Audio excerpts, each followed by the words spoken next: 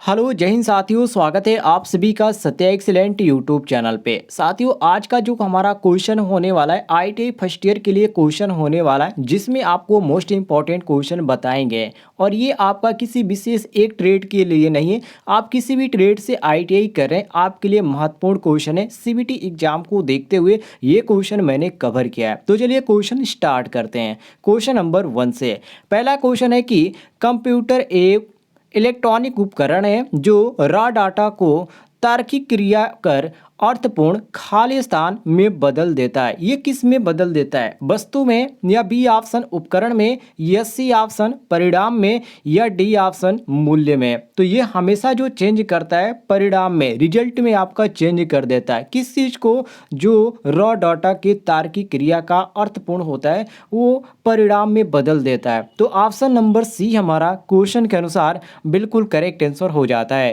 Question number 2 को देखिए। ये भी क्वेश्चन आपका कई बार एग्जाम में पूछा गया है, जिसमें कहा जा रहा है कि कंप्यूटर शब्द कंप्यूट से बना है, जिसका अर्थ है कंप्यूटर शब्द जो होता है वो कंप्यूट से बना होता है। इसका अर्थ क्या होता है? ए ऑप्शन गणना, बी ऑप्शन प्राथमिक, बी सी ऑप्शन इलेक्ट्रॉनिक उपकरण, और डी ऑप्शन है मशीन। तो साथियों, जो कंप्यूट शब्द होता है, ये जो आपका इसका अर्थ होता है वो क्या होता है? तो इसका अर्थ होता है गणना करना या गणना।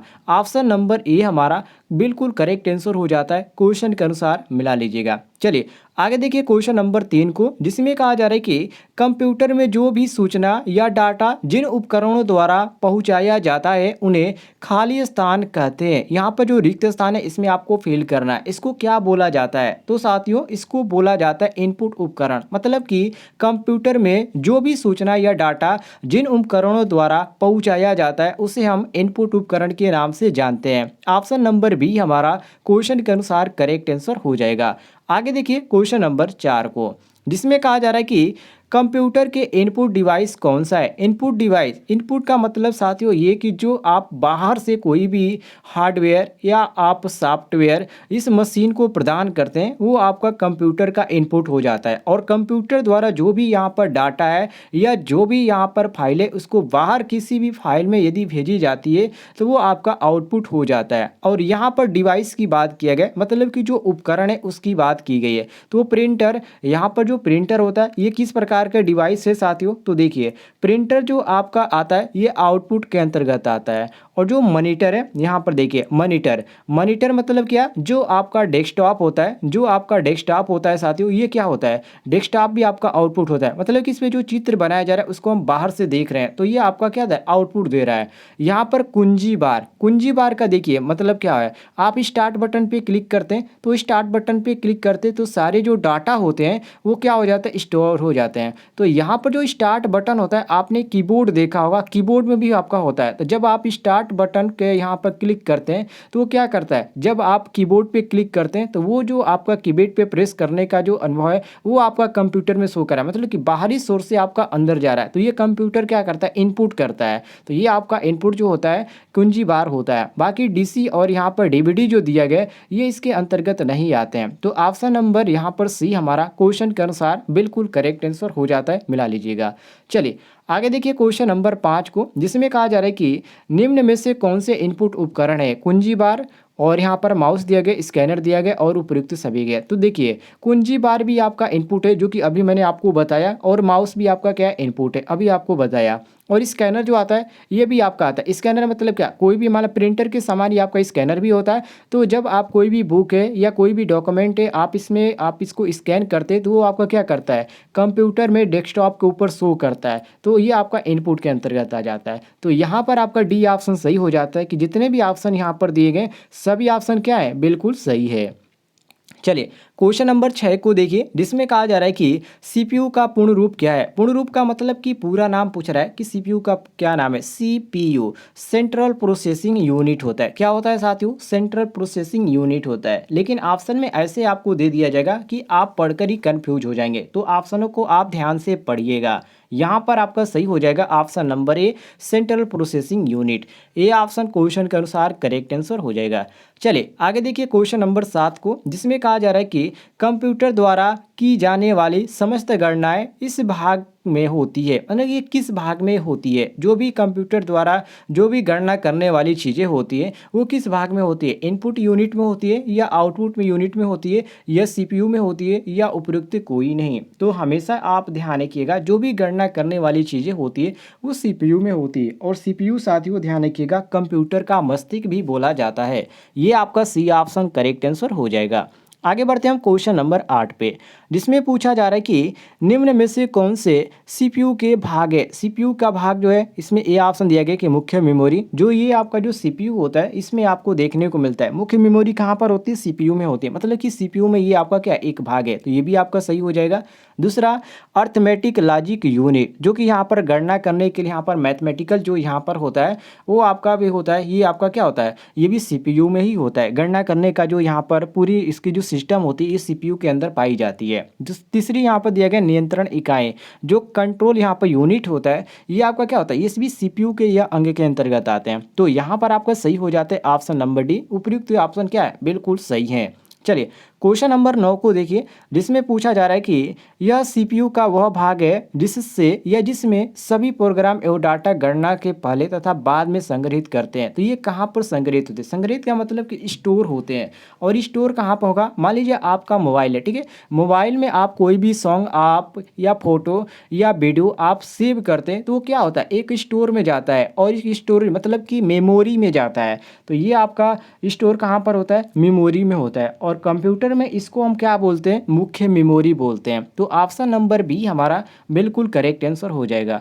चलिए क्वेश्चन नंबर यहाँ पर 10 को देखिए, जिसमें कहा जा रहा है कि सीपीयू के इस भाग में सभी प्रकार की गणनाएं व तुलना का कार्य किया जाता है। मुख्य मेमोरी में किया जाता है या अर्थमेटिक लॉजिक यूनिट में किया जाता है या नियंत्रण इकाई में किया जाता है या उपयुक्त सभी में किया जाता है। तो ये हमेशा ध्यान रखिएगा, केवल सीपीयू के इस भाग जो होता है जो सभी प्रकार की जो गणना करने की जो यहाँ पर प्रक्रिया है वो अर्थ लॉजिक यूनिट में पाई जाती है। तो ये आपका सही हो जाता है ऑप्शन नंबर बी, बिल्कुल करेक्ट आंसर मिला लीजिएगा। बी ऑप्शन हमारा सही हो जाएगा। आगे देखते हैं हम क्वेश्चन नंबर 11 को, जिसमें पूछा जा रहा है कि सीपीयू का वह भाग कंप्यूटर के सभी भागों के लिए मुख्य तंत्र के समान कार्य करता है, उसको क्या बोला जाता है। तो उसको साथियों बोला जाता है, जो कि यहाँ पर आप पढ़ने को आपको मिलेगा नियंत्रण इकाई अर्थात कंट्रोल इकाई, तो ये यूनिट। तो ऑप्शन नंबर ए हमारा सही हो जाता है, मिला लीजिएगा।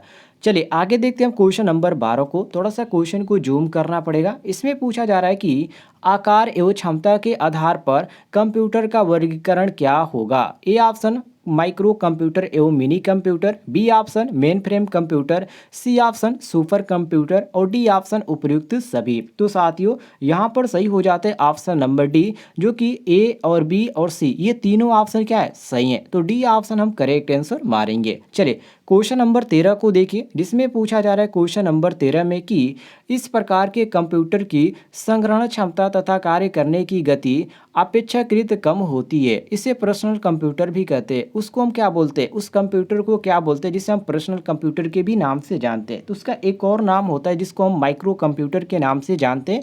और ऑप्शन में जो आपका माइक्रो कंप्यूटर दिया गया ऑप्शन नंबर बी दिया गया है। तो बी ऑप्शन हमारा क्वेश्चन के अनुसार करेक्ट आंसर हो जाएगा। चलिए क्वेश्चन नंबर 14 को देखिए, जिसमें कहा जा रहा है कि इन कंप्यूटर की संग्रहण क्षमता व कार्य करने की गति माइक्रो कंप्यूटर की अपेक्षा अधिक है। तो किन कंप्यूटर के बारे में बात कर रहा है कि जिसकी कार्य करने की गति माइक्रो कंप्यूटर की अपेक्षा क्या होती है, अधिक होती है। तो उस कंप्यूटर का क्या पूछा गया, नाम पूछा गया। तो देखिए एक आपका होता है माइक्रो कंप्यूटर और एक आपका होता है मेन फ्रेम कंप्यूटर। तो इसमें देखिए जो आपका एक और होता है छोटा कंप्यूटर जिसको मिनी कंप्यूटर बोला जाता है, इसकी कार्य करने की गति और माइक्रो कंप्यूटर की अपेक्षा क्या होती है, बहुत ही अधिक होती है। तो ये आपका सही हो जाता है ए ऑप्शन, बिल्कुल करेक्ट आंसर मिला लीजिएगा।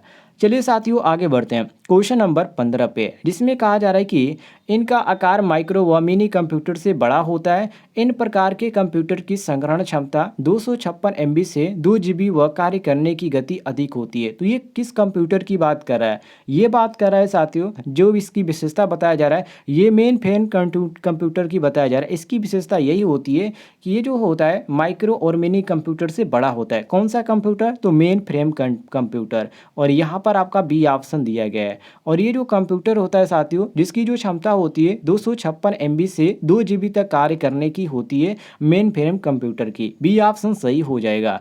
आगे देखिए क्वेश्चन नंबर 16 को, जिसमें कहा जा रहा है कि कंप्यूटर का मुख्यतः उपयोग वैज्ञानिक शोध कार्यशालाओं या सॉरी प्रयाग जो प्रयोगशाला होते हैं उसमें मौसम भविष्यवाणी व अंतरिक्ष शोध प्रयोगशालाओं में किया जाता है। ये कौन से कंप्यूटर होते हैं जिनका प्रयोग मौसम भविष्यवाणी या अंतरिक्ष शोध प्रयोगशाला में किया जाता है? तो ये जो आपके कंप्यूटर होते हैं साथियों, जिसको हम सुपर कंप्यूटर बोलते हैं, ये आपका सही हो जाता है ऑप्शन नंबर सी, बिल्कुल करेक्ट आंसर मिला लीजिएगा।